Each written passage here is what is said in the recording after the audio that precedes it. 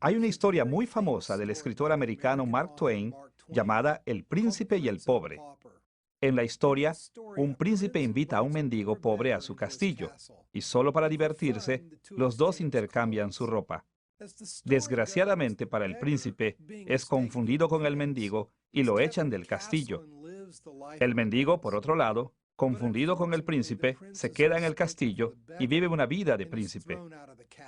Ahora, en esta historia, los dos, el príncipe y el pobre, se sorprendieron cuando las personas confundieron sus identidades. Si el príncipe hubiera sabido que lo echarían del castillo, nunca habría estado de acuerdo en cambiar la ropa con el mendigo. Perder tanto poder y privilegio por algo tan sencillo como intercambiarse la ropa por simple diversión jamás hubiera valido la pena. En algunos aspectos, la situación en Colosas durante el primer siglo era similar a la historia del príncipe y el pobre. Los cristianos en Colosas eran motivados a participar en rituales paganos de adoración. Así que Pablo les escribió para recordarles las tremendas riquezas y realeza que habían disfrutado en Cristo y para advertirles de no cambiar esas bendiciones por los deficientes beneficios que pretendía ofrecerles la idolatría. Esta es la segunda lección de nuestra serie Epístolas de Pablo en prisión, y hemos titulado esta lección Pablo y los Colosenses. En esta lección estudiaremos la carta canónica de Pablo a los Colosenses. Como veremos, en esta carta Pablo respondió fuertemente a las enseñanzas heréticas que introdujeron la veneración de seres espirituales menores en el culto cristiano. Nuestro estudio de Pablo y los Colosenses se dividirá en tres partes. Primero, analizaremos el trasfondo de la carta de Pablo a los Colosenses. Segundo, investigaremos la estructura y contenido de su carta a los Colosenses. Y tercero, nos enfocaremos en la aplicación moderna de esta carta. Vayamos primero al trasfondo de la carta de Pablo a los Colosenses.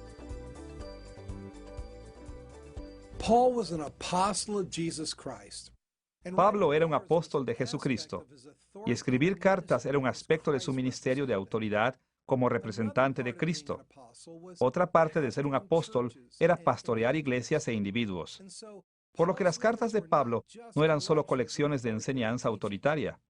Más bien, estas eran personales y pastorales, motivadas por el amor y dedicadas a las iglesias y las personas a quienes él escribía.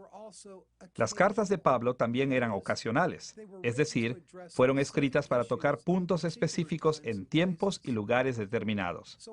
Así, conforme estudiemos la carta de Pablo a los Colosenses, es importante que sepamos algo sobre lo que incitó a Pablo a escribir. Nos tenemos que hacer preguntas como: ¿qué problemas enfrentaban los colosenses? ¿Qué motivó a Pablo para escribirles? Analizaremos el trasfondo de la carta de Pablo a los Colosenses desde dos ángulos. Primero, mencionaremos algunos detalles de sus relaciones con la iglesia colosense en general y con los individuos dentro de la iglesia. Y segundo, investigaremos algunos de los problemas en Colosas que le interesaban a Pablo. Veamos primero las relaciones de Pablo con los colosenses. Pablo no tenía el mismo tipo de relación con cada cristiano colosense. Así que nos enfocaremos primero en su relación con la iglesia en general y después en su relación con personas específicas. Veamos primero su relación con la iglesia en Colosas. La ciudad de Colosas estaba en la provincia romana de Asia, en una región llamada Frigia. Se encontraba en el valle del Licus, un poco al este de la ciudad de Laodicea, que era más grande y más popular.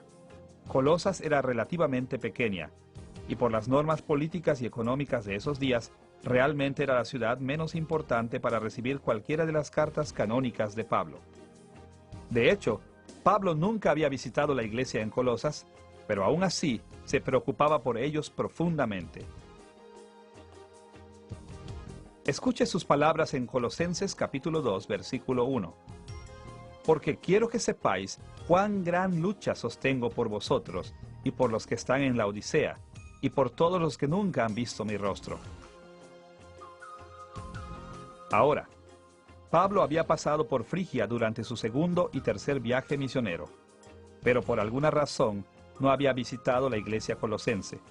Posiblemente él había estado allí antes de que se estableciera la iglesia en Colosas, o quizás había estado en la ciudad, pero no había tenido la oportunidad de visitar la iglesia. También es posible que incluso nunca hubiera visitado la ciudad de Colosas. Cualquiera que fuera el caso, Pablo no conocía personalmente a la mayoría de estos creyentes. No obstante, podemos aprender algunas cosas sobre la relación de Pablo con los colosenses de los detalles en la carta de Pablo a ellos, así como de su carta a Filemón, quien vivió en Colosas. En primer lugar, leemos que Pablo tenía una relación indirecta con los colosenses por medio de representantes como sus amigos colosenses Epafras, Filemón y Onésimo y su mensajero Tíquico. Segundo, aunque no se conocían cara a cara, Pablo y los colosenses mantuvieron correspondencia entre sí. Por ejemplo, Epafras le trajo información de los colosenses a Pablo, y Pablo envió por lo menos una carta a la iglesia en Colosas, conocida como la Epístola a los Colosenses del Nuevo Testamento. Tercero, Pablo y los colosenses se ministraron entre sí. Por ejemplo, además de sufrir en prisión por causa de su nombre, Pablo oró específicamente por los colosenses. Como lo escribió en Colosenses capítulo 1, versículo 9. Por lo cual, también nosotros, desde el día que lo oímos, no cesamos de orar por vosotros y de pedir que seáis llenos del conocimiento de su voluntad en toda sabiduría e inteligencia espiritual. Pablo oraba con regularidad específicamente por los colosenses, pidiendo bendiciones para ellos que él sabía que necesitaban. Cuarto, los colosenses también ministraban a Pablo. Aprendemos de las cartas de Pablo a los colosenses y a Filemón que los hombres colosenses, Epafras y Onésimo, visitaron a Pablo en la prisión.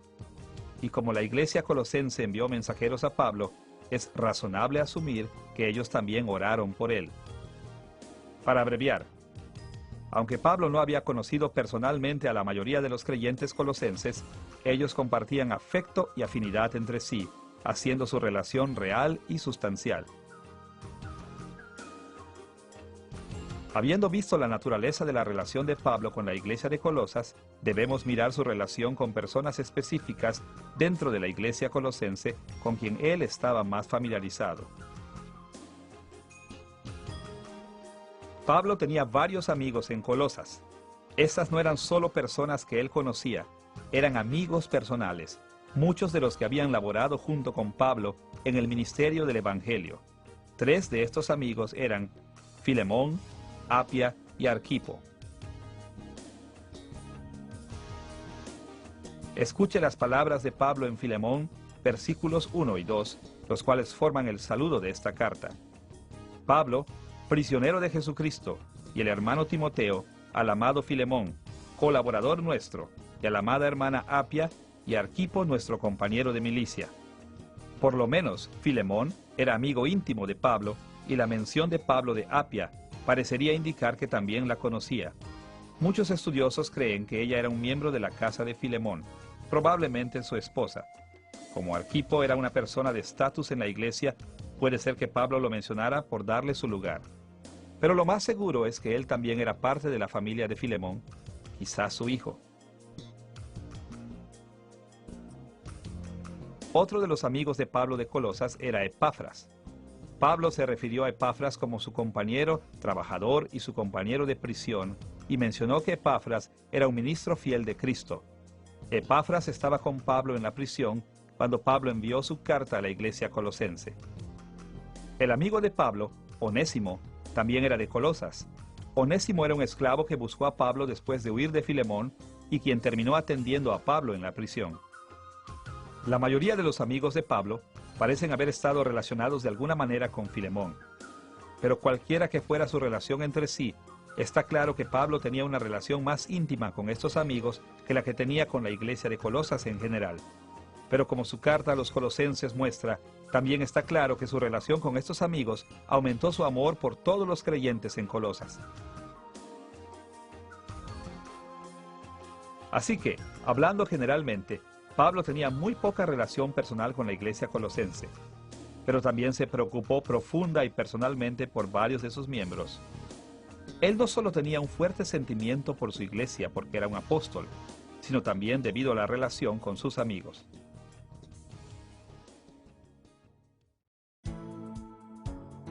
Habiendo analizado la relación de Pablo con los colosenses en general y con determinadas personas colosenses en particular, estamos listos para investigar los problemas en Colosas. ¿Qué dificultades enfrentaban? ¿Qué incitó a Pablo para escribirles? Mientras Pablo estaba en prisión, lo visitó un hombre llamado Epafras, que era de la ciudad de Colosas. Y Epafras le dijo a Pablo sobre algunas enseñanzas falsas que amenazaban a las iglesias del Valle de Licus, incluyendo la iglesia de Colosas. Así que para defender a la iglesia contra estas enseñanzas falsas, Pablo escribió su carta a los colosenses. Aunque no sabemos todos los detalles de los errores que habían llegado a la iglesia de Colosas, la carta de Pablo nos dice varias cosas sobre ellos. Primero, la enseñanza falsa en Colosas parece haber mezclado el cristianismo con elementos de la filosofía griega. Segundo, dependía fuertemente de la ley judía. Y tercero, insistía en que había muchos seres angelicales que los cristianos debían venerar y agradar. Veamos primero los aspectos de esta enseñanza relacionados con la filosofía griega. En el mundo mediterráneo del primer siglo, no había ninguna distinción contundente entre especulaciones religiosas por un lado y estudio intelectual por el otro. Y como resultado, la palabra filosofía se aplicaba típicamente a las religiones ocultas, sobre todo aquellas que estaban basadas en tradiciones religiosas. A menudo esas tradiciones incluían misterios y ritos especiales, así como conocimiento secreto y sabiduría. Tristemente, algunas de estas filosofías ocultas se estaban infiltrando en la iglesia de Colosas. Podemos ver la preocupación de Pablo sobre esto en Colosenses capítulo 2, versículos 1 al 4. Porque quiero que sepáis cuán gran lucha sostengo por vosotros y por los que están en la Odisea, y por todos los que nunca han visto mi rostro, para que sean consolados sus corazones, unidos en amor, hasta alcanzar todas las riquezas de pleno entendimiento, a fin de conocer el misterio de Dios el Padre y de Cristo, en quien están escondidos todos los tesoros de la sabiduría y del conocimiento. Y esto lo digo para que nadie os engañe con palabras persuasivas. Las palabras de Pablo aquí indican que los colosenses valoraban el misterio, la sabiduría y el conocimiento, mismos que la filosofía griega y la religión normalmente valoraban. Así que en respuesta a las demandas de los maestros falsos en Colosas, Pablo enfatizó que el verdadero misterio, sabiduría y conocimiento se encontraban solo en Cristo y no en la religión pagana. Así que en Colosenses capítulo 2, versículo 8, Pablo identificó explícitamente la filosofía pagana como su objetivo y la condenó claramente. Mirad que nadie os engañe por medio de filosofías y huecas sutilezas, según las tradiciones de los hombres, conforme a los rudimentos del mundo y no según Cristo. Aquí, Pablo etiquetó directamente la enseñanza falsa, filosofía falsa y engañosa. Como hemos visto, en el uso griego típico, la palabra filosofía se refería a las especulaciones religiosas basadas en tradiciones, no al estudio completamente intelectual o racional.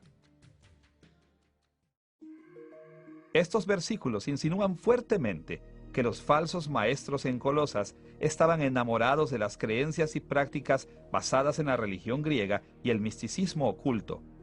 Para ganar la aceptación en la iglesia, probablemente ellos tomaron algunos elementos del cristianismo, pero obviamente no tomaron el cristianismo como fue enseñado por los apóstoles, pues de ser así, no hubieran confiado en la tradición oculta como la base de su sistema.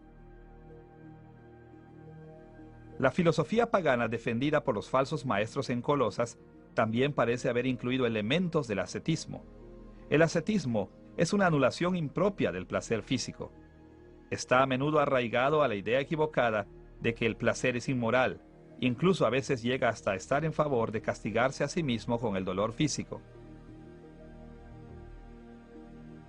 Pablo denunció tal ascetismo en Colosenses capítulo 2, versículos 20 al 23.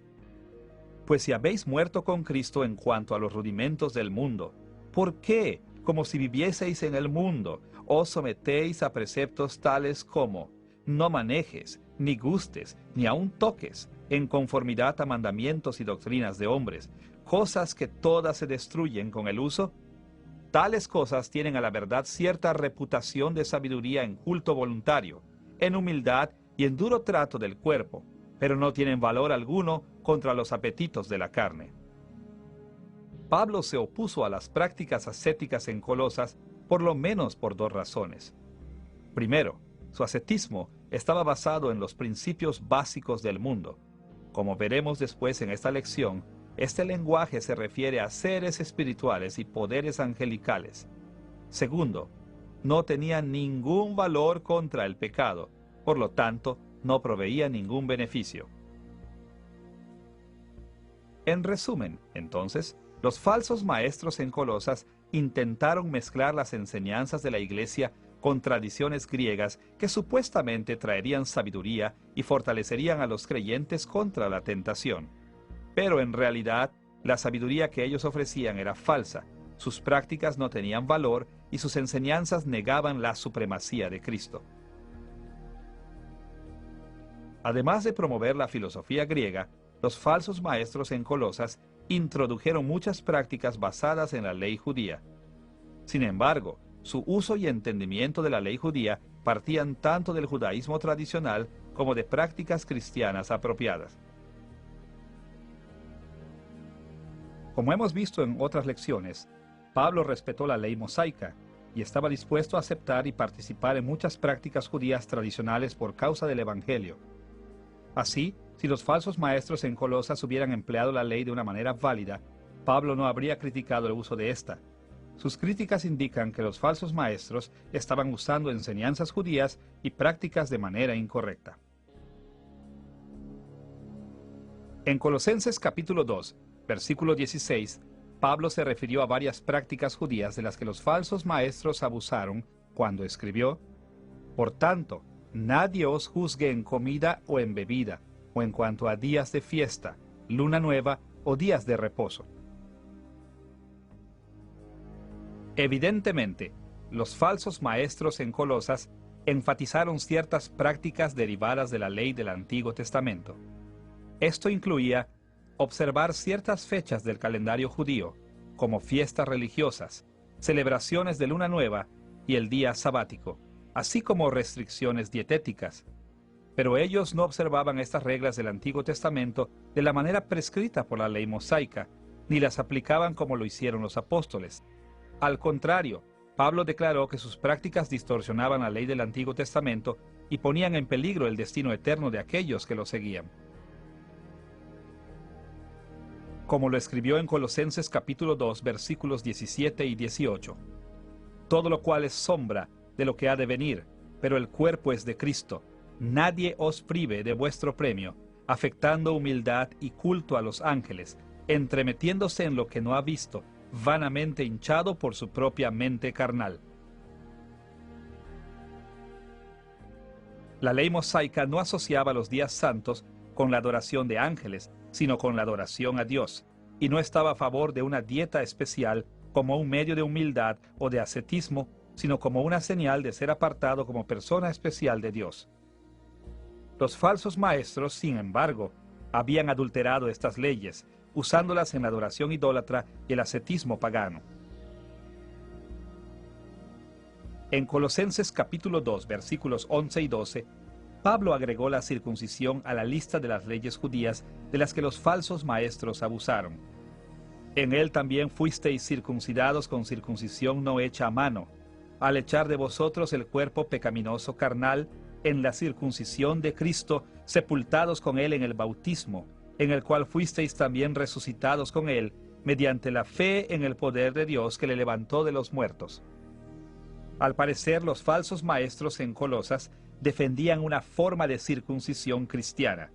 Así que Pablo asoció la circuncisión con el bautismo cristiano para enseñar a los colosenses que como ellos ya habían sido bautizados, no necesitaban ser circuncidados. Para abreviar, en Colosenses, Pablo escribió en contra de los abusos de la ley mosaica. Él no escribió contra la propia ley. En otra parte, Pablo afirmó que la ley de Moisés es una base apropiada para la moralidad y práctica cristiana y que nos enseña muchas cosas verdaderas sobre Dios. Pero aquí en Colosenses se concentró en refutar las enseñanzas y prácticas específicas de los falsos maestros, condenando la manera en que ellos habían adulterado los estatutos particulares de la ley e insistiendo a la iglesia que rechazara estas corrupciones. Además de emplear la filosofía griega y de adoptar prácticas basadas en la ley judía, los falsos maestros en Colosas promovieron la adoración de seres espirituales, alentando a los cristianos a venerar y agradar a estos poderes. Es evidente, por lo menos de tres maneras, que la iglesia colosense cortejaba la adoración de poderes espirituales. Primero, Pablo escribió sobre la adoración de los ángeles. Segundo, tocó el punto de gobernantes y autoridades. Y tercero, trató sobre problemas relacionados con los principios básicos de este mundo. Debemos comenzar viendo su mención sobre la adoración de ángeles. Según la Biblia, los ángeles son siervos de Dios y siempre han jugado un papel en la creación. Dios les delega muchos trabajos, desde guerras espirituales, influenciar la política en las naciones, llevar mensajes a su pueblo, hasta cuidar las necesidades terrenales de los creyentes, y la iglesia de los primeros tiempos estaba bien consciente de esos papeles. Como leemos en Hebreos capítulo 1, versículo 14, ¿no son todos espíritus ministradores, enviados para servicio a favor de los que serán herederos de la salvación? Los ángeles realmente son espíritus ministradores, y es importante reconocer su trabajo. Pero según los falsos maestros en Colosas, los ángeles eran mucho más que ministros. Ellos tenían poderes cósmicos, oráculos que revelaban las enseñanzas misteriosas a aquellos que realizaran sus cultos de ritos y los adoraran.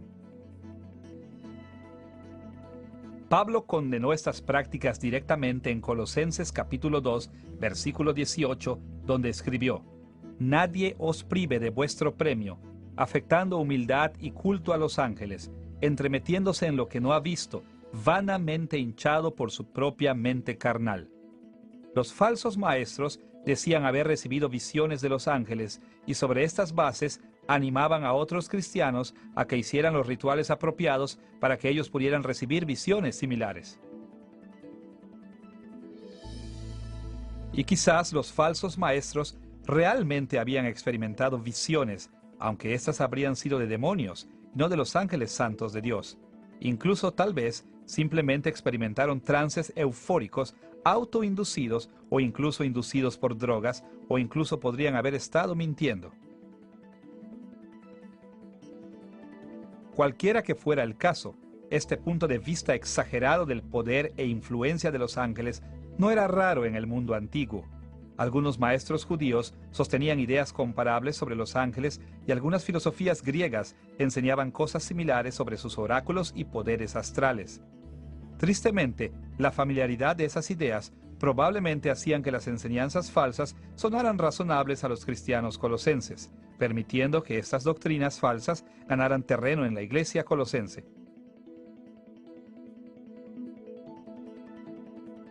Ahora que hemos visto las referencias directas de Pablo a la adoración de los ángeles, debemos analizar sus argumentos sobre principados y potestades.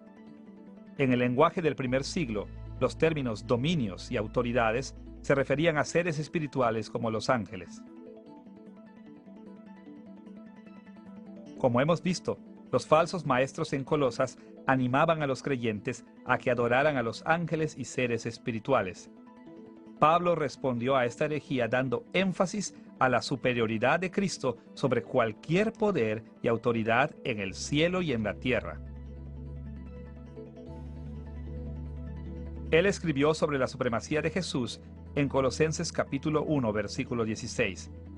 Porque en Él fueron creadas todas las cosas, las que hay en los cielos y las que hay en la tierra, visibles e invisibles, sean tronos, sean dominios, sean principados, sean potestades, todo fue creado por medio de Él y para Él.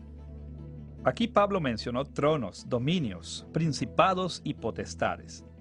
Tronos y dominios son traducciones de las formas de las palabras en griego, tronoi y kuriothetei. Estas dos palabras normalmente se referían a reyes humanos y otros gobernantes terrenales, pero también podrían referirse a seres espirituales. Principados y potestades, a su vez, son traducciones de las formas de las palabras en griego arkai y exousiai, palabras que normalmente se refieren a poderes espirituales invisibles como ángeles y demonios. En el análisis de las palabras de los falsos maestros en Colosas, las autoridades espirituales angelicales y demoníacas eran notablemente mayores que sus colegas humanos terrenales. Los falsos maestros exageraron en gran manera el poder de los ángeles y los demonios, tanto que a estos gobernantes invisibles les atribuían acciones y habilidades que en realidad pertenecen exclusivamente a Cristo. Pablo señaló su error alabando a Cristo como el Señor de toda la creación. En lugar de hacer distinción entre las autoridades terrenales y las espirituales, Pablo las trató como una sola, indicando que las autoridades espirituales y las terrenales tenían más en común que diferencias. Las dos fueron creadas y las dos eran inferiores a Cristo. El contraste real no era que lo espiritual estuviera sobre lo terrenal, como los falsos maestros decían, sino la supremacía de Cristo sobre todo. De nuevo, como dijo en Colosenses capítulo 1, versículo 16, en Dios fueron creadas todas las cosas, las que hay en los cielos y las que hay en la tierra. Pablo continuó diciendo que las fuerzas espirituales y Cristo estaban en conflicto directo. Los falsos maestros pensaban que adorar a Cristo era equivalente a adorar a las autoridades espirituales. Pero Pablo indicó que independientemente de cómo los maestros falsos concibieron a los seres espirituales que adoraban, la verdad era que solo los demonios permiten ser adorados. Los ángeles santos de Dios no toman parte alguna en tal idolatría y Cristo no permite la adoración de sus enemigos. Pablo se dirigió a este punto en Colosenses capítulo 2, versículo 15, donde escribió: despojando a los principados y a las potestades, Dios los exhibió públicamente, triunfando sobre ellos en la cruz por medio de Cristo. A través de la cruz de Jesucristo, Dios desarmó y triunfó sobre los poderes y autoridades espirituales. En otras palabras, los poderes y autoridades espirituales se opusieron a Dios en guerra espiritual. Ellos eran rebeldes, espíritus malos, enemigos de Dios. Eran demonios, no ángeles santos. Pero por medio de Jesucristo, Dios ha despojado a estos demonios de su habilidad de luchar y los ha humillado en la derrota. Estos demonios caídos, impotentes, derrotados, eran los poderes espirituales que los falsos maestros adoraban en Colosas, a los que Pablo se refirió como potestades y principados. Ahora que hemos explorado la mención de Pablo sobre los ángeles y los principados y potestades espirituales, estamos en posición de ver cómo Pablo habló de los principios básicos de este mundo. Como ya hemos dicho, esta fue otra frase con la que se refirió a los seres espirituales. En el primer siglo, el término griego stoikeia, que se puede traducir como principios básicos, normalmente se refería a los dioses y poderes espirituales que eran asociados con las estrellas y planetas. Stoikeia también fue usado para referirse a los 4 elementos físicos básicos: tierra, viento, fuego y agua. Se pensaba que estos principios básicos o elementos influyen e incluso controlan el destino de hombres y mujeres.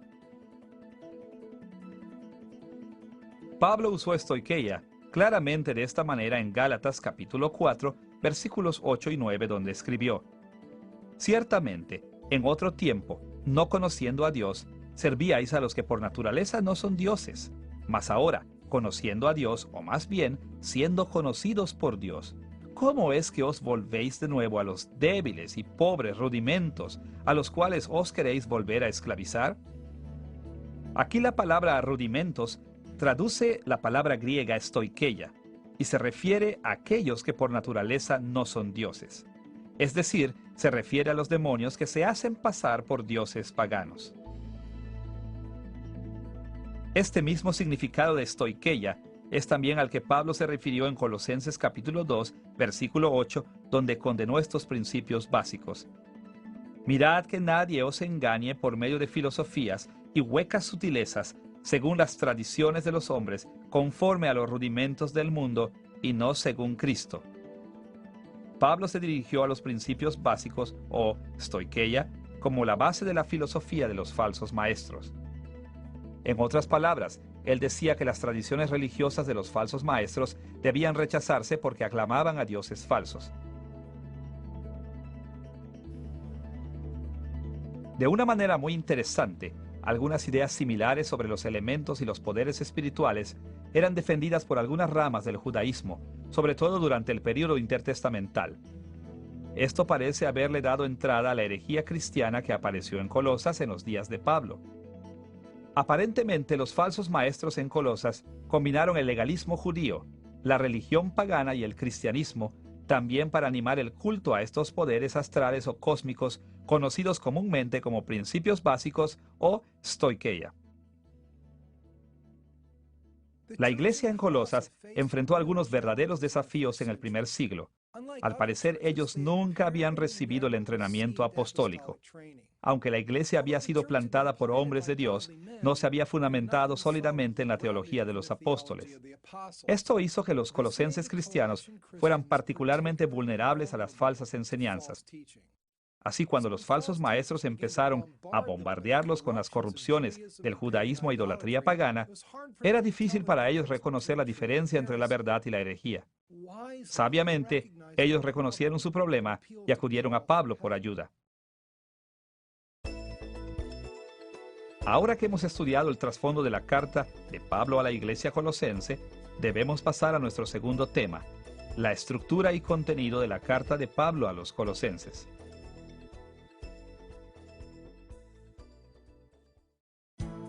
La carta de Pablo a los colosenses se puede dividir en 4 secciones principales. Un saludo en el capítulo 1, versículos 1 y 2.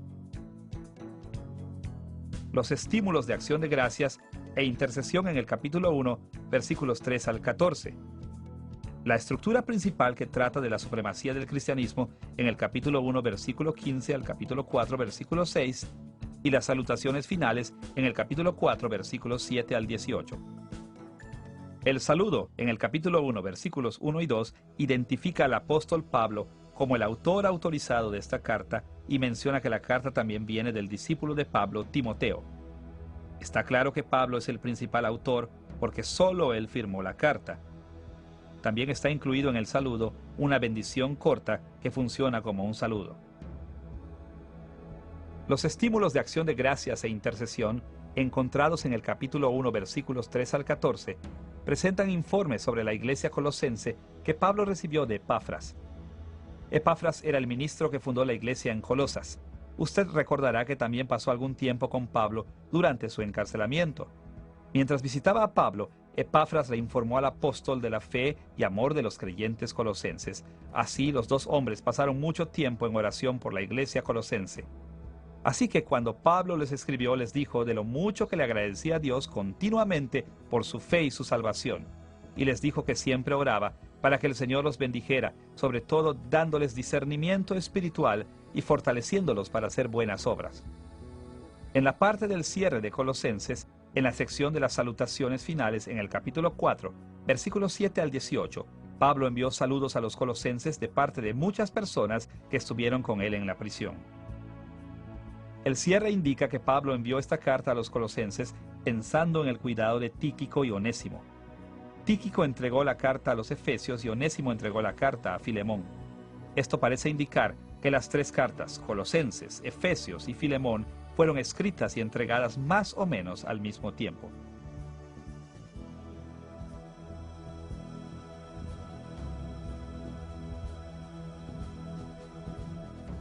El cierre también menciona una carta a la iglesia de Laodicea y le dice a los colosenses que lean esta carta, asimismo que compartan su propia carta con los laodicenses.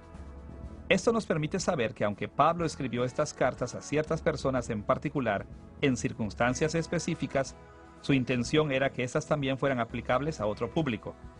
Como veremos en una lección más adelante, es posible que la carta de Pablo a los Efesios sea la misma que se mencionó aquí como la carta a los Laodicenses.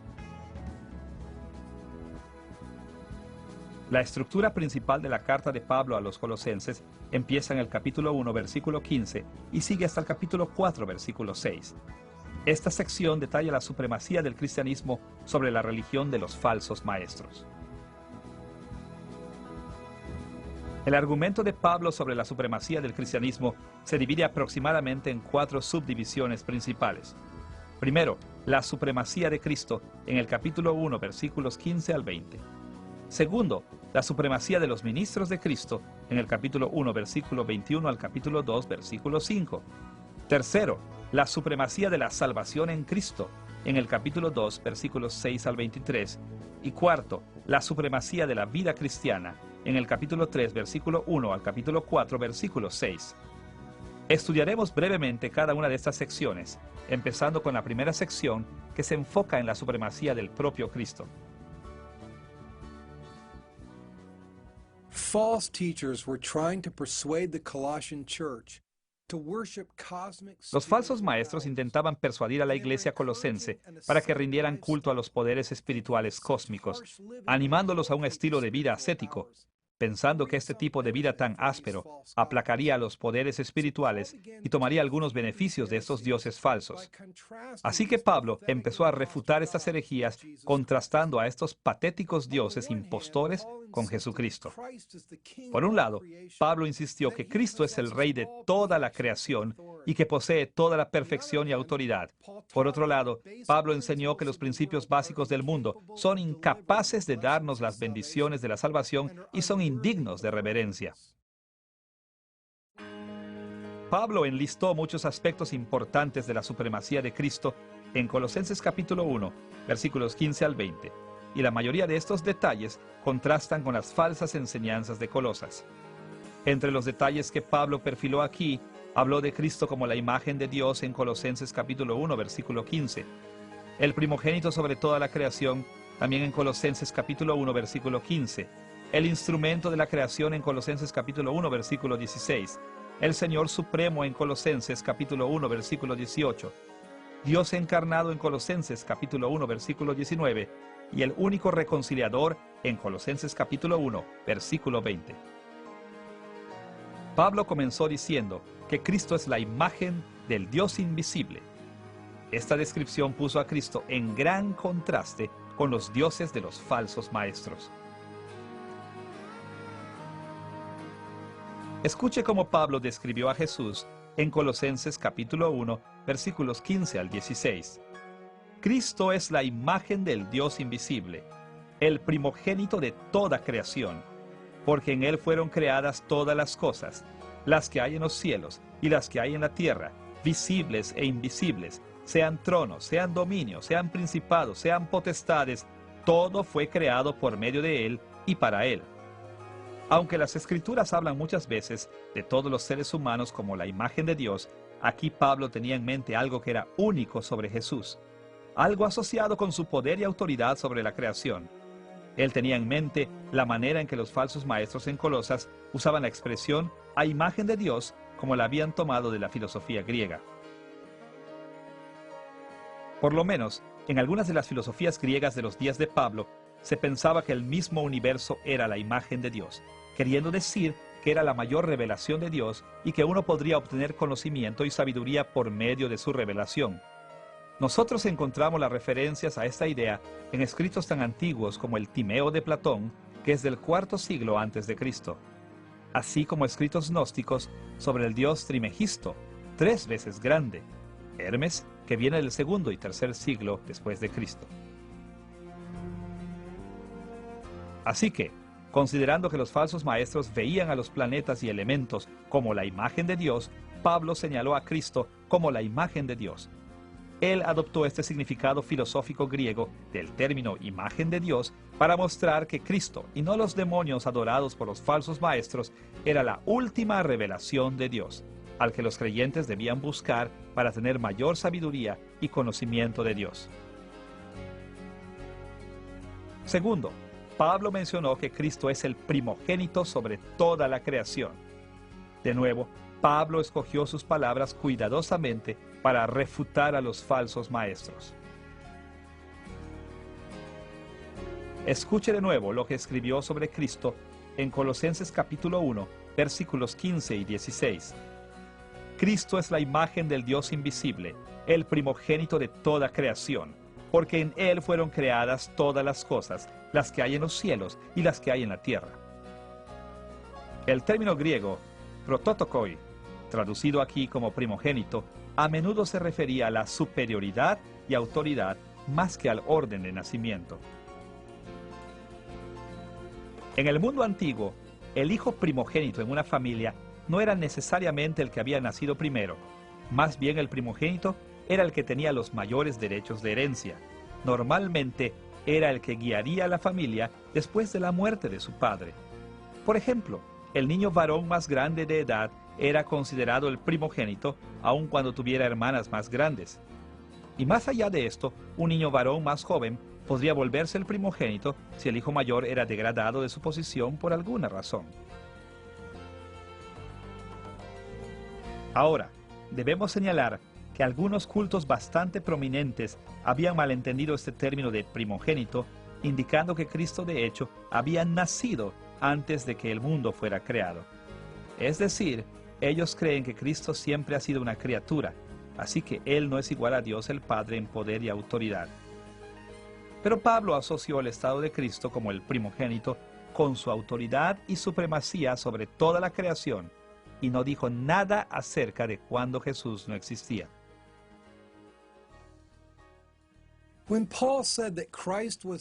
Cuando Pablo dijo que Cristo era el primogénito sobre toda la creación, él quiso decir que Cristo era el que poseía la primogenitura del Padre, no que Cristo nació o fue creado antes que todos los demás.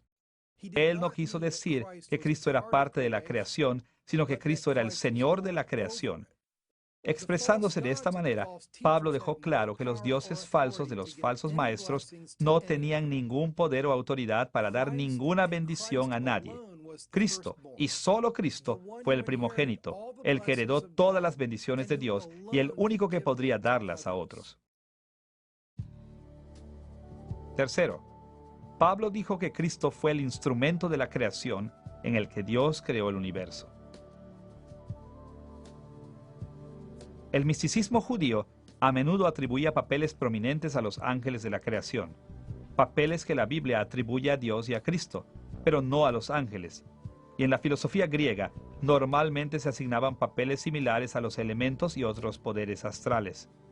Pero Pablo insistió en que Cristo era el único instrumento de la creación y que estos otros poderes eran inferiores a él y estaban sujetos a él. Escuche lo que escribió en Colosenses capítulo 1, versículo 16. En él Dios creó todo lo que hay en el cielo y en la tierra, tanto lo visible como lo invisible, así como los seres espirituales que tienen dominio, autoridad y poder. Todo fue creado por medio de él y para él. Como ya hemos visto, las palabras principados y potestades se refieren a los poderes espirituales, como los demonios adorados por los falsos maestros, y según Pablo, estos principados y potestades están todos sujetos a Cristo. La prioridad de Cristo como el instrumento de la creación lo hace por mucho superior a todo cuanto hay en la creación. Cuarto, Cristo es el Señor Supremo, porque Dios lo usó como el instrumento de la creación y lo puso como cabeza sobre la iglesia. Escuche las palabras de Pablo en Colosenses capítulo 1, versículo 18. Y Cristo es la cabeza del cuerpo que es la iglesia, Él que es el principio, el primogénito de entre los muertos, para que en todo tenga la preeminencia. Pablo dejó claro que a Cristo se le ha dado un estatus especial en la iglesia y entre los muertos, para tener así la supremacía.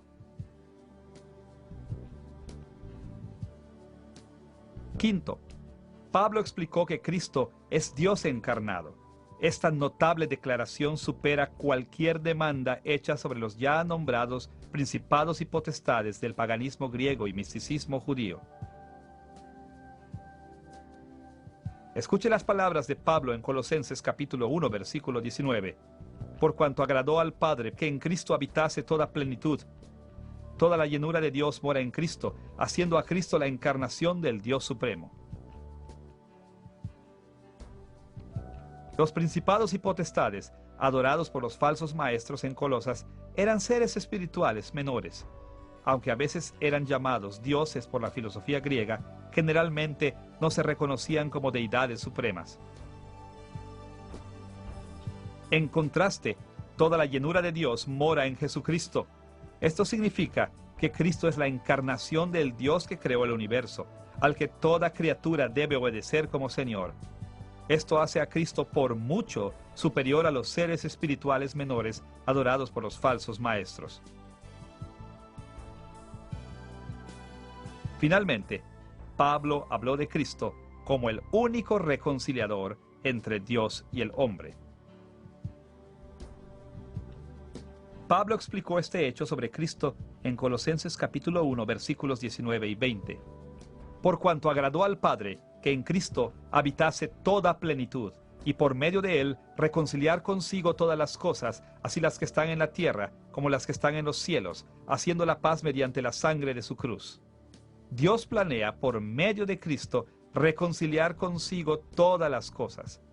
Es decir, Jesucristo es el instrumento y el medio por el cual Dios está purgando el pecado del mundo y haciendo la paz con la humanidad. Los débiles poderes adorados por los falsos maestros eran demonios interesados en robarle gloria y autoridad a Cristo y usarlas para tiranizar a sus adoradores. Sus objetivos no tenían mucha importancia y realmente no bendecían a sus adoradores de una manera significativa. Pero Cristo era el camino a Dios. El evangelio que Pablo predicó era que Dios estaba restaurando toda la creación a una pura, pristina y eterna condición de bendición. Y Él estaba haciendo esto por medio de Jesucristo, y solo por medio de Jesucristo. Solo por medio de Jesús, los pecados podrían perdonarse y ganar el favor de Dios. No había ninguna necesidad de molestarse con los pequeños e impotentes espíritus de los falsos maestros. El acceso a Dios y sus bendiciones eternas estaban libremente disponibles en Jesús. Por lo menos en estas 6 formas, Cristo como la imagen de Dios, el primogénito sobre toda la creación, el instrumento de la creación, el Señor Supremo, Dios encarnado y el único reconciliador, Cristo es superior a todos estos dioses adorados por los falsos maestros en Colosas. Después de demostrar la supremacía de Cristo sobre los poderes espirituales, Pablo afirmó la supremacía de los ministros de Cristo. Esta parte de su argumento aparece en Colosenses capítulo 1, versículo 21 al capítulo 2, versículo 5. Pablo argumentaba que debido a que Cristo era superior a los dioses falsos, los ministros de Cristo eran superiores a los que servían a los dioses falsos. El argumento de Pablo consistió en 5 ideas principales. La reconciliación cumplida por medio del Evangelio cristiano, la cual mencionó en Colosenses capítulo 1, versículos 21 al 23, y en el capítulo 2, versículo 5. El propio altruismo de Pablo en Colosenses, capítulo 1, versículo 24. La comisión divina de Pablo en Colosenses capítulo 1, versículo 25. La revelación superior dada por el Evangelio en Colosenses capítulo 1, versículos 25 al 28 y en el capítulo 2, versículos 2 al 4. Y el fortalecimiento de los ministros de Cristo que Pablo mencionó en Colosenses capítulo 1, versículo 29 al capítulo 2, versículo 1. Pablo comenzó por enfocarse en la reconciliación que los colosenses ya habían experimentado por medio del Evangelio. Como leemos en Colosenses capítulo 1, versículos 22 y 23. Cristo, en su cuerpo de carne, por medio de la muerte, para presentarnos santos y sin mancha e irreprensibles delante de Él, si en verdad permanecéis fundados y firmes en la fe, y sin moveros de la esperanza del Evangelio que habéis oído, el cual se predica en toda la creación que está debajo del cielo, el cual yo, Pablo, fui hecho ministro. Los ministros de Cristo son superiores porque predican un evangelio que realmente reconcilia a los creyentes con Dios. Los falsos maestros en Colosas animaban a que las personas aplacaran a los demonios y quizás también ofrecían reconciliación con Dios, pero en realidad jamás hubo ninguna reconciliación para ellos porque su llamado evangelio no tenía el poder para salvar. En contraste, los creyentes colosenses habían experimentado ya la verdadera reconciliación que viene del verdadero evangelio predicado por los ministros de Dios. Ya habían sido perdonados y puestos de pie ante Dios, vestidos con la rectitud de Cristo. Esto debió haberlos animado a confiar en la palabra de Pablo y rechazar a los falsos maestros. Segundo, Pablo señaló su propio altruismo, hablando de su sufrimiento a favor de la iglesia. Como lo escribió en Colosenses capítulo 1, versículo 24, «Ahora me gozo en lo que padezco por vosotros, y cumplo en mi carne lo que falta de las aflicciones de Cristo por su cuerpo, que es la iglesia». Como vimos en una lección anterior, el sufrimiento de Pablo benefició a la iglesia proporcionando un poderoso testimonio del evangelio, animando a la iglesia y completando los sufrimientos de Cristo. En contraste, los falsos maestros en Colosas no fueron encarcelados ni perseguidos. Al resaltar su disposición para sufrir por la iglesia, Pablo dejó claro que los ministros de Cristo eran más altruistas que los falsos maestros. Tercero, Pablo habló de su comisión divina. A diferencia de los falsos maestros autoelegidos en Colosas, Pablo había sido comisionado a su apostolado por el Señor mismo. Pablo describió su comisión en Colosenses capítulo 1, versículo 25, de la cual fui hecho ministro, según la administración de Dios, que me fue dada para con vosotros, para que anuncie cumplidamente la palabra de Dios. Como vemos aquí, el propio Dios llamó a Pablo a ser un apóstol. Cuando era más joven, Pablo había sido un celoso perseguidor de la iglesia. Pero entonces, el Señor Jesús, que se había levantado de entre los muertos, apareció a Pablo y lo convirtió. En ese momento, Jesús también comisionó a Pablo para ser su apóstol, dándole autoridad para hablar en el nombre de Jesús. Esto significaba que la autoridad de Pablo era muy superior a la de los falsos maestros. Pablo describió sus enseñanzas en Colosenses capítulo 2, versículo 8, donde escribió: «Mirad que nadie os engañe por medio de filosofías y huecas sutilezas, según las tradiciones de los hombres, conforme a los rudimentos del mundo, y no según Cristo». Los falsos maestros se basaban en ideas que seres humanos idólatras habían inventado. A diferencia de Pablo, a ellos no se les había concedido la autoridad para hablar por Dios, ni habían sido llamados por Dios para enseñar a la iglesia. Cuarto, la revelación que Pablo había recibido era superior a toda la que los falsos maestros decían tener. Por ejemplo, escuche las palabras de Pablo en Colosenses capítulo 2, versículo 4. «Y esto lo digo, para que nadie os engañe con palabras persuasivas».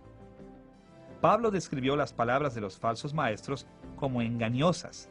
En contraste, sus propias palabras revelaban la verdad, ayudando a los cristianos a alejarse de los engaños de los falsos maestros. De hecho, según Gálatas 1, versículos 15 al 18, Pablo había pasado 3 años en el desierto de Arabia y en Damasco recibiendo revelaciones de Dios. Los falsos maestros, sin embargo, confiaban en tradiciones que se habían pasado de mano en mano humana. Esto hizo que las revelaciones de Pablo superaran por mucho a las de los falsos maestros.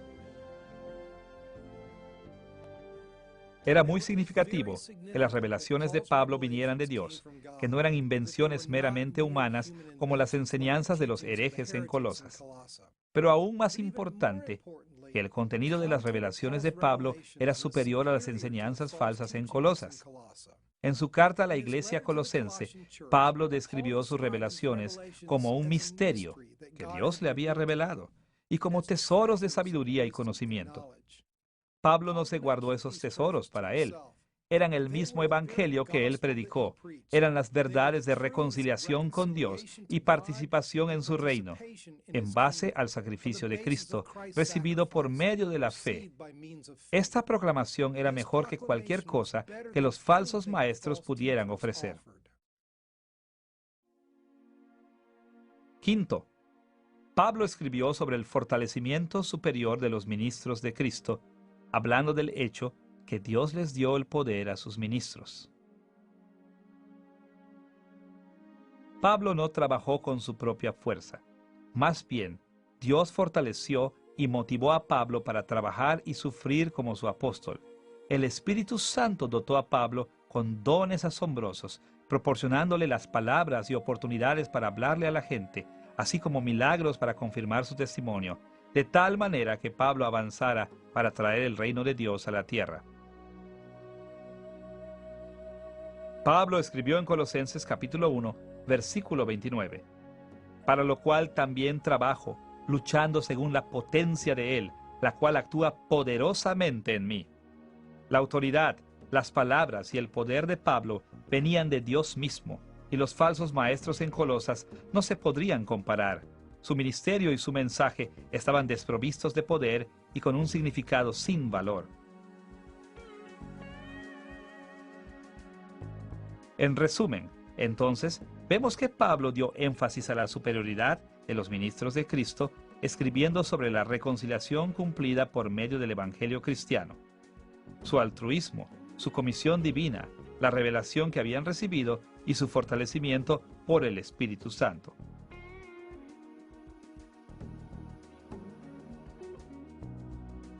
Tercero, después de dar énfasis a la supremacía de Cristo y sus ministros, Pablo insistió en la supremacía de la salvación en Cristo, en el capítulo 2, versículos 6 al 23. La discusión de Pablo sobre la supremacía de la salvación en Cristo se dividió en dos secciones principales: su alabanza por la vida en unión con Cristo, en Colosenses capítulo 2, versículos 6 al 15, y su condenación de la vida vivida bajo la sumisión de los elementos, en Colosenses capítulo 2, versículos 16 al 23.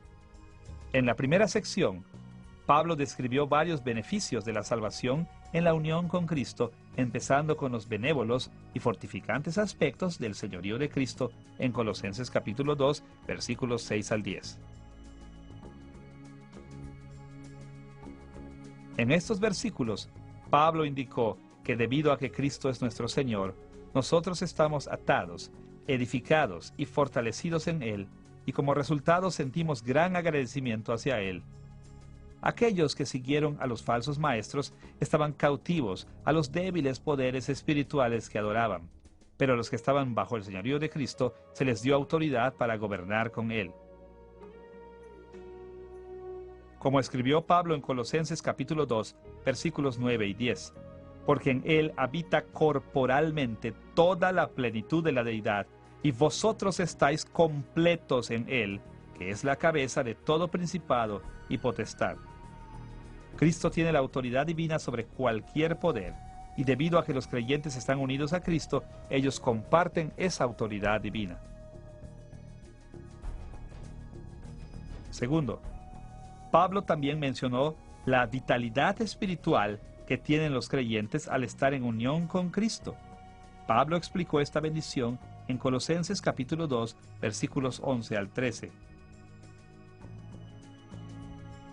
Por ejemplo, en Colosenses capítulo 2, versículo 12, escribió: sepultados con Él en el bautismo, en el cual fuisteis también resucitados con Él, mediante la fe en el poder de Dios que le levantó de los muertos. Debido a que estamos unidos a Cristo, los creyentes no solo participamos en la muerte de Cristo, que nos da el perdón, sino que también en la resurrección y vida de Cristo, la que nos da un nuevo nacimiento de nuestro espíritu. Tercero, debido a que los creyentes estamos unidos a Cristo, obtenemos el perdón del pecado y nos libramos de tener que ganarnos la salvación por medio de las obras de la ley. Pablo expresó estas ideas en Colosenses capítulo 2, versículos 13 al 15. Como lo escribió en Colosenses capítulo 2, versículos 14 y 15. Anulando el acta de los decretos que había contra nosotros, que nos era contraria, quitándola de en medio y clavándola en la cruz, y despojando a los principados y a las potestades, los exhibió públicamente, triunfando sobre ellos en la cruz.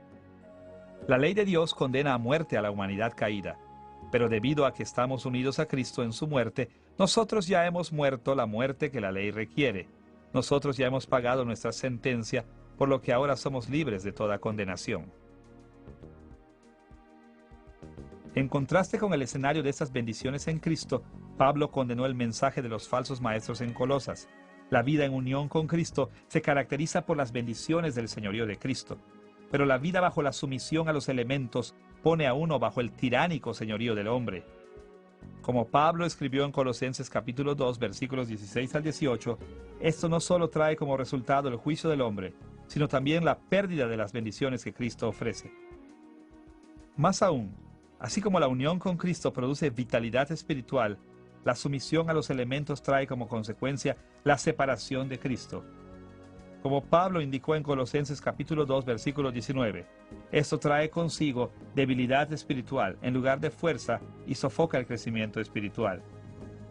Finalmente, mientras la unión con Cristo concede el perdón y la libertad de la condenación de la ley, la sumisión a los elementos solo lleva al ascetismo.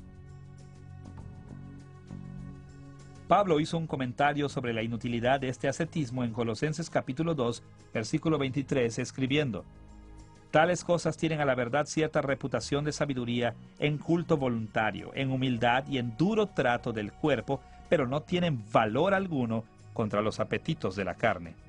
La sumisión a los dioses falsos de los maestros heréticos en Colosas producía una vida áspera que era inútil contra el pecado. Aunque supuestamente esta vida áspera traía bendiciones, los demonios no tenían el poder para bendecir a nadie. En contraste, la unión con Cristo daba libertad en lugar de sumisión y verdaderamente destruía el poder del pecado sobre el creyente.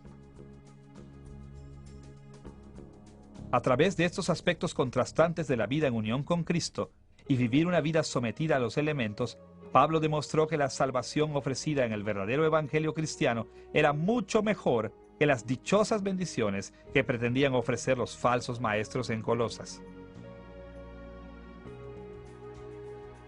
Finalmente, después de dirigirse a la supremacía de Cristo y sus ministros y de la salvación ofrecida en el Evangelio de Cristo, Pablo se enfocó en la supremacía de la vida cristiana, en Colosenses capítulo 3, versículo 1 al capítulo 4, versículo 6. En esta sección, Pablo demostró que el estilo de vida cristiana es más ético que el estilo de vida que ofrecían los falsos maestros. Parece que los falsos maestros en Colosas estaban muy interesados en una vida ética. La meta de su áspero vivir era evitar la indulgencia de la carne. En algunos casos, puede ser que sus normas o metas éticas hayan estado de acuerdo con aquellos de la iglesia cristiana que abrazaban este tipo de pecados. Pero había un problema con su planteamiento. Simplemente el ascetismo no funciona. La cuestión principal es que los seres humanos caídos no tienen la fuerza de voluntad para resistirse al pecado. Así que, no importa qué tan duro luchemos para evitar el pecado, siempre perdemos.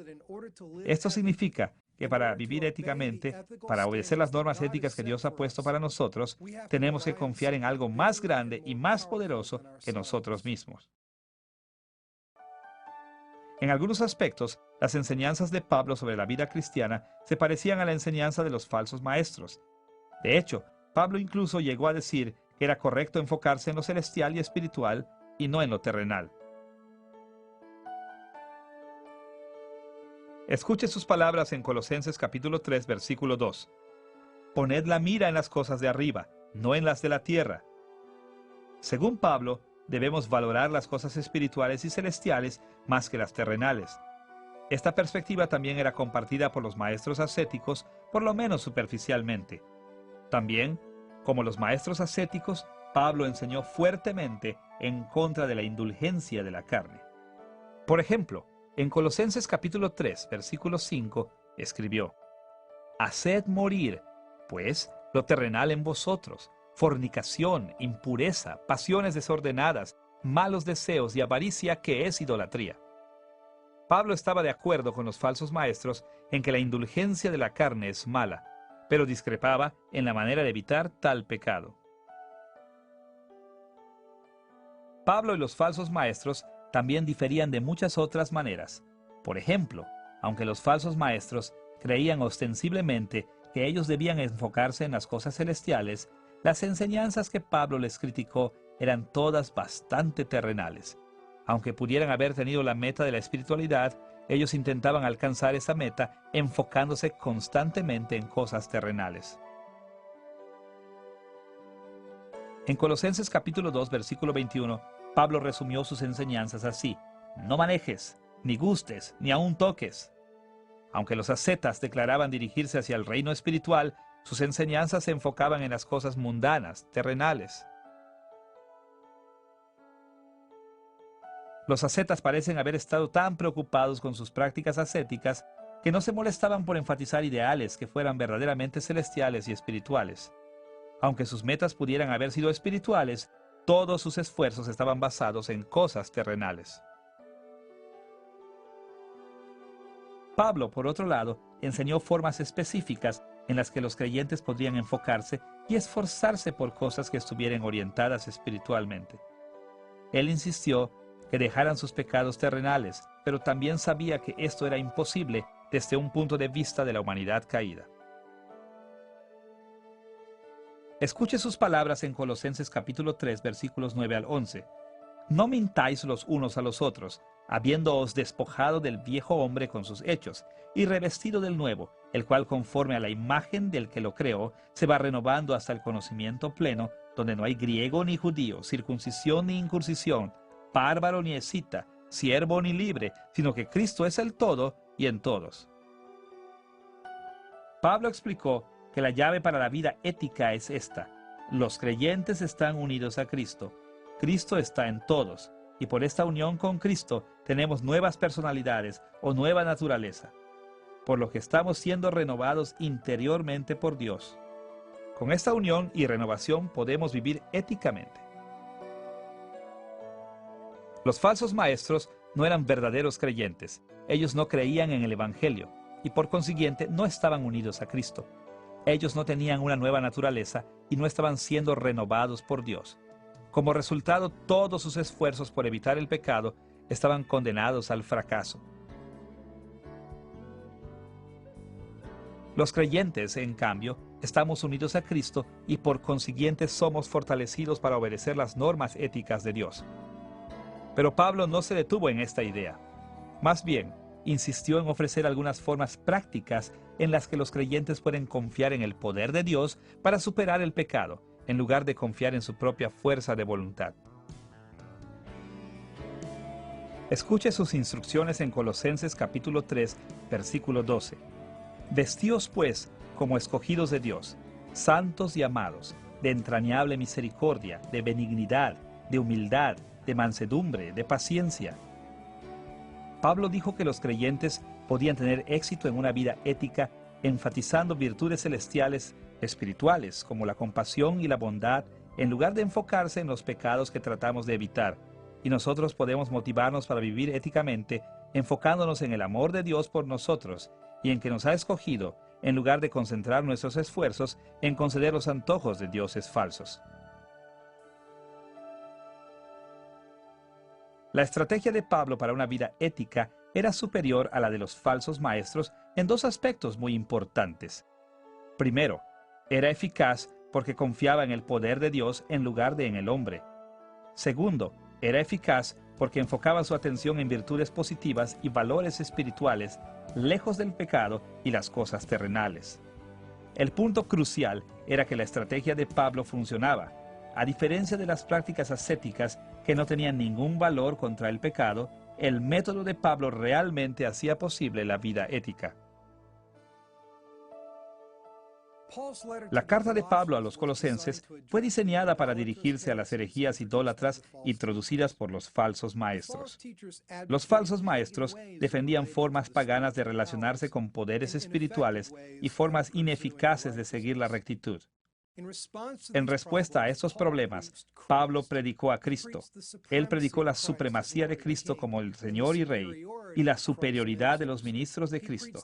Predicó el valor incomparable de la salvación en Cristo y la victoria sobre el pecado por medio de una vida cristiana. En todos y cada uno de sus puntos, dejó claro que lo que los falsos maestros prometían, solo Cristo lo podía dar. Ahora que hemos explorado el trasfondo, estructura y contenido de la carta de Pablo a los Colosenses, debemos pasar a nuestro tercer punto, la aplicación moderna de la carta de Pablo a los Colosenses. ¿Cómo podemos nosotros, como cristianos modernos, aplicar estas enseñanzas antiguas a nuestras vidas? Aunque hay muchas maneras en las que podríamos aplicar debidamente las enseñanzas de Pablo a nuestras vidas modernas, nos enfocaremos en dos tipos de aplicación que más le preocupaban a Pablo y a su audiencia original: la necesidad de permanecer fiel solo a Cristo y el valor de enfocarse en las cosas espirituales diariamente. Comencemos viendo la necesidad de permanecer fieles exclusivamente a Cristo. En la iglesia colosense, los creyentes eran alentados a mezclar su adoración a Cristo con la adoración a otros poderes espirituales. Aunque estos otros poderes espirituales no se presentaban como demonios, nosotros hemos visto que cualquier poder que tuvieran y cualquier beneficio que obtuvieran sus adoradores era demoníaco. Pero ya sea que estos poderes fueran demonios, elementos o ángeles, los colosenses no debían haberlos adorado. Tristemente, el ambiente social del primer siglo hacía muy difícil para los colosenses ver la verdad de este asunto. Durante el primer siglo, las ideas religiosas dominantes en el Imperio Romano eran politeístas, es decir, la mayoría de las personas creían que había múltiples dioses y múltiples poderes espirituales. Así que la mayoría de las sociedades dentro del imperio no solo reconocían la existencia de muchos dioses, sino que también adoraban a muchos dioses. Para la mayoría de las personas del Imperio Romano en este momento, era normal adorar a los dioses dominantes del culto cívico, como Zeus, así como a los dioses locales e incluso dioses de casa. Así, aunque Cristo mandó que los creyentes lo adoraran exclusivamente a Él, había una gran presión social persuadiendo a los primeros cristianos para que adoraran a otros dioses también. De hecho, cuando el Imperio Romano empezó a perseguir cristianos durante el primer siglo, fue caótico porque los cristianos se negaban a reconocer y adorar a los dioses del culto cívico. Se argumentaba que los cristianos habían encolerizado a los dioses negándose a adorarlos y que los dioses castigarían a toda la sociedad romana si los cristianos no reconsideraban. Los romanos no les exigían a los cristianos que dejaran de adorar a Cristo, solamente que también adoraran a los dioses romanos. Desde la perspectiva romana del primer siglo, uno podía adorar a muchos dioses sin tener ningún sentimiento conflictivo de obediencia. Pero Cristo exige la adoración exclusiva.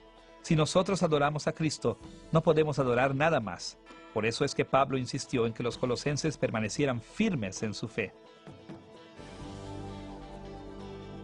Como lo escribió en Colosenses capítulo 1, versículos 21 al 23. Y a vosotros también, que erais en otro tiempo extraños y enemigos en vuestra mente, haciendo malas obras, ahora os ha reconciliado en su cuerpo de carne, por medio de la muerte, para presentaros santos y sin mancha e irreprensibles delante de Él, si en verdad permanecéis fundados y firmes en la fe, y sin moveros de la esperanza del Evangelio que habéis oído, el cual se predica en toda la creación que está debajo del cielo, del cual yo, Pablo, fui hecho ministro. Si no permanecemos fieles a Cristo, entonces demostramos que no hemos sido verdaderamente reconciliados con Dios. Y si no estamos reconciliados con Dios, entonces no compartimos la esperanza ofrecida en el Evangelio. Siendo más claros, si no permanecemos fieles a Cristo, no somos salvos. La lealtad a Cristo es de suma importancia. Tristemente, nuestro mundo moderno frecuentemente desafía nuestra lealtad a Cristo, presentando muchos dioses diferentes para que los adoremos. El politeísmo puede encontrarse en las religiones orientales como el taoísmo, una de las 3 religiones clásicas de China, el hinduismo, la religión dominante de la India, y el sintoísmo, la religión tradicional de Japón. Y en el mundo occidental, el movimiento de la nueva era ha adoptado muchos aspectos de estas religiones orientales. Más allá de esto, el mormonismo enseña que los mormones están en proceso de llegar a ser dioses. Hay también muchas religiones politeístas más pequeñas, desde religiones tribales y populares en África y Asia hasta la cienciología en Hollywood, California. La lista podría ser interminable. En otras sociedades modernas, los cristianos son presionados constantemente por el ateísmo, induciéndolos a que abandonen toda creencia en Dios y en Cristo. A menudo se ridiculiza al cristianismo como un conjunto de creencias primitivas y de la barbarie que no son avaladas por la ciencia. Muchos creyentes que no tienen los suficientes estudios de teología y ciencia son incapaces de proporcionar respuestas a estos desafíos y su fe se tambalea. En otros casos, el relativismo filosófico de la sociedad moderna la lleva a una fuerte insistencia en la tolerancia religiosa. Como resultado, cualquier declaración de exclusividad a la verdad y salvación es condenada. Pablo enseñó que la lealtad a Cristo es el único camino a la salvación. Pero cuando los cristianos modernos repetimos esta idea, a menudo se nos acusa de arrogancia e intolerancia y nos sentimos presionados por la sociedad a reconocer otras formas de encontrar las bendiciones eternas. Pero no todas las presiones vienen de fuera de la iglesia. Por ejemplo, en algunas iglesias protestantes liberales, la alabanza se ofrece ahora a la sabiduría o Sofía, quien está personificada como una deidad femenina. Otras iglesias protestantes liberales aprueban el relativismo filosófico de sus sociedades, enseñando que muchas o incluso todas las religiones son caminos válidos hacia la salvación, aun cuando éstas niegan a Cristo. Ahora que hemos visto la importancia de permanecer fieles solo a Cristo, debemos pasar a nuestro segundo tipo de aplicación moderna, el valor de enfocarse en las cosas espirituales, todos los días de nuestra vida. Aunque la atención a las cosas terrenales tiene cierto valor, nos beneficiamos mucho más cuando manejamos nuestra vida desde una perspectiva espiritual. When we come to faith in Christ, a miraculous thing happens. Cuando venimos a la fe en Cristo, sucede algo milagroso. Nuestro espíritu se renueva dentro de nosotros. Antes de venir a la fe, nosotros estamos muertos por dentro, incapaces de responder positivamente a Dios. Somos enemigos de Dios, no solo porque hemos pecado contra Él y merecemos su juicio, sino también porque lo odiamos y no nos someteremos a Él. Pero Dios nos ama tanto que se niega a permitirnos seguir siendo sus enemigos. Así que Él envía al Espíritu Santo a renovar nuestro espíritu para que tengamos restauración interior y para que nos arrepintamos anhelantemente de nuestro pecado y nos sometamos a nuestro Señor. Al mismo tiempo, el Espíritu de Dios mora en nosotros, uniéndonos a Cristo y garantizando nuestras bendiciones futuras en Él. Nuestra salvación no depende de nuestras persecuciones terrenales, sino de las realidades espirituales de nuestro espíritu restaurado y nuestra unión con Cristo. Es por esto que Pablo exhortó a los colosenses a enfocarse menos en las cosas terrenales y más en las espirituales. Los teólogos a menudo describen a los que no han venido a la fe como no regenerados. En contraste, el término regenerados se aplica a aquellos que tienen fe. Estos términos identifican el estado del espíritu o alma de cada persona. Ser no regenerado es estar espiritualmente muerto, y ser regenerado es estar espiritualmente vivo. Aquellos que son no regenerados están bajo el juicio de Dios, debido al pecado. Aparte, no tienen ninguna habilidad moral, es decir, no pueden hacer cosas que Dios toma en cuenta como moralmente puras. Es más, ellos no tienen ningún deseo moral, es decir, no quieren hacer cosas que Dios toma en cuenta como moralmente puras. Abreviando, los no regenerados no son salvos, no se pueden salvar ellos solos y no quieren ser salvados por Dios. Por otro lado, aquellos que están regenerados son perdonados, porque están unidos a Cristo, quien murió por sus pecados según los requisitos de la ley de Dios. Más allá, sus espíritus renovados poseen la habilidad moral para poder obedecer a Dios, así como el deseo moral para también querer obedecer a Dios. Es difícil sobreestimar el valor del cambio espiritual que tiene lugar dentro de nosotros cuando venimos a la fe. La regeneración nos hace nuevas personas. No solo somos perdonados, también somos cambiados espiritualmente. La regeneración es el cambio espiritual que Pablo describió en Colosenses capítulo 2, versículo 13, donde escribió: Y a vosotros, estando muertos en pecados y en la incircuncisión de vuestra carne, os dio vida juntamente con él, perdonándoos todos los pecados. Nosotros estábamos muertos en nuestros pecados, lo que significa que estábamos bajo el juicio de Dios.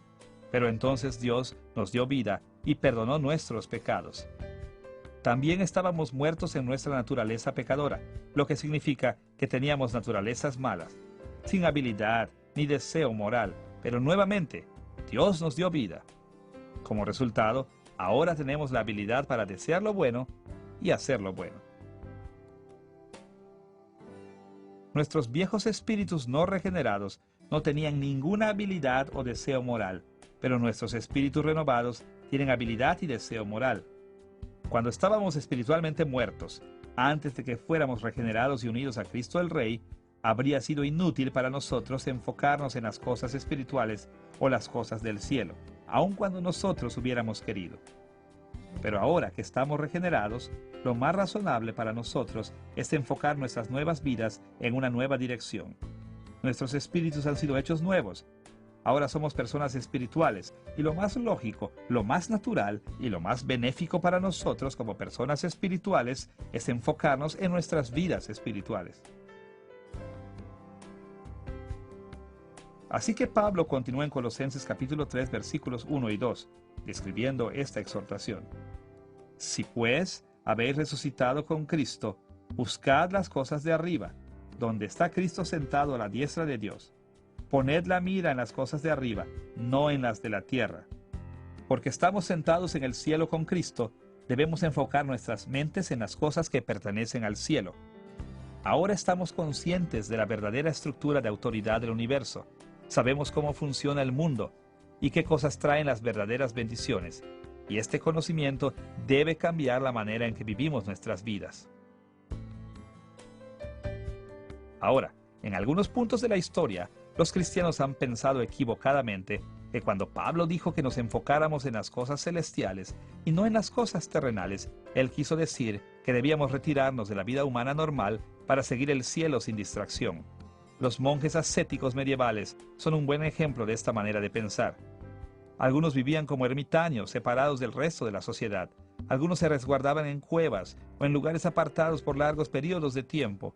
Otros se causaban daño físico. Ellos creían seriamente que la mejor manera de crecer espiritualmente era escapando de la influencia del mundo normal, no espiritual. Pero estaban equivocados. De hecho, en algunos casos, ellos cometieron los mismos errores que habían cometido los falsos maestros en Colosas. El famoso educador Booker T. Washington, fundador de la escuela que ahora es la Universidad de Tuskegee, se acredita como el autor de este proverbio americano. Un hombre no puede detener a otro hombre en la zanja sin permanecer abajo en la zanja con él. De muchas maneras, Washington aplicó a las relaciones humanas lo que Pablo enseñó sobre la vida interna de los cristianos. Es decir, si enfocamos toda nuestra energía en suprimir nuestros deseos pecadores, seguimos enfocándonos en los deseos pecadores. Sí, eliminar el pecado es algo bueno, incluso una buena obra. Y Pablo exhortó a que los creyentes terminaran con sus pecados de la carne. Pero el punto de Pablo no era simplemente que nosotros debemos adoptar un nuevo punto de vista hacia las cosas terrenales, sino también que debemos reenfocar nuestra atención alejándola de las cosas terrenales y dirigiéndola hacia las cosas espirituales. Pero las cosas espirituales o celestiales que Pablo tenía en mente requieren nuestra participación en el mundo. Escuche sus palabras en Colosenses capítulo 3, versículos 12 al 16. Vestíos, pues, como escogidos de Dios, santos y amados, de entrañable misericordia, de benignidad, de humildad, de mansedumbre, de paciencia, soportándoos unos a otros y perdonándoos unos a otros si alguno tuviere queja contra otro. De la manera que Cristo os perdonó, así también hacedlo vosotros. Y sobre todas estas cosas, vestíos de amor, que es el vínculo perfecto, y la paz de Dios gobierne en vuestros corazones, a la que asimismo fuisteis llamados en un solo cuerpo, y sed agradecidos. La palabra de Cristo more en abundancia en vosotros, enseñándoos y exhortándoos unos a otros en toda sabiduría, cantando con gracia en vuestros corazones al Señor, con salmos e himnos y cánticos espirituales. En esencia, Pablo dijo que las cosas celestiales o espirituales en la vida son las que reflejan el estado del reino de Dios como se manifiesta en el cielo. O dicho de otra manera, tener una mente celestial es enfocarse en el que ha ascendido al cielo, que es Cristo, para que podamos ser más como Él mientras estamos aquí en la tierra. Notemos también qué tipo de cosas son las que Pablo llamó celestiales o espirituales. La mayoría de estas son virtudes interactivas, virtudes que son primordiales, y solo en algunos casos expresadas hacia otras personas, como la compasión, la bondad, la humildad, la mansedumbre, la paciencia, el perdón, el amor y la paz en el contexto de la comunidad. Estas virtudes no pueden ejercerse separadas de la vida activa en el mundo presente. Incluso, de hecho, en Colosenses capítulo 3, versículo 16 al capítulo 4, versículo 6, Pablo explicó muchas maneras diferentes en que los creyentes pueden aplicar estas virtudes dentro del contexto de sus múltiples relaciones terrenales. Por ejemplo, escribió que los creyentes deben enseñarse y amonestarse entre sí, cantando juntos salmos, himnos y canciones espirituales. Él se dirigió a las esposas para que se sometieran a sus maridos, y a los maridos para que amaran a sus esposas. Les dijo a los hijos que obedecieran a sus padres, y a los padres que alentaran a sus hijos. Exhortó a los esclavos a ser obedientes y productivos, y ordenó a los amos que trataran a sus esclavos del mismo modo que Jesús, que es el amo de todos nosotros, trata a su iglesia. Pidió oraciones para que Dios lo fortaleciera al proclamar el Evangelio y dirigió a los colosenses para ser diligentes y sabios cuando surgieran sus propias oportunidades para la evangelización. Todas estas instrucciones corresponden a las cosas espirituales o celestiales, y aún estas solo pueden llevarse a cabo involucrándose activamente en el mundo presente.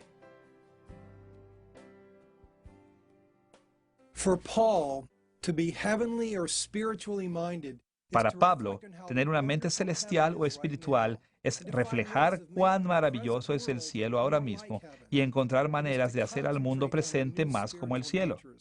Es concentrarse en nuestras nuevas naturalezas espirituales y en las buenas obras que son apropiadas para estas. Es hacer las mismas buenas obras en la tierra que las que siempre se hacen en el cielo. Es amar a otros, perdonar a otros, ser amables, mansos y humildes. Es tratar a otros del mismo modo que Jesús los trata. Abreviando, para poder enfocarnos en las cosas espirituales, debemos concentrarnos en edificar el reino de Dios aquí y ahora en esta tierra. En esta lección hemos visto detalladamente al apóstol Pablo y su asociación con los creyentes en Colosas. Hemos explorado el trasfondo de la carta de Pablo a los colosenses, así como su estructura y contenido.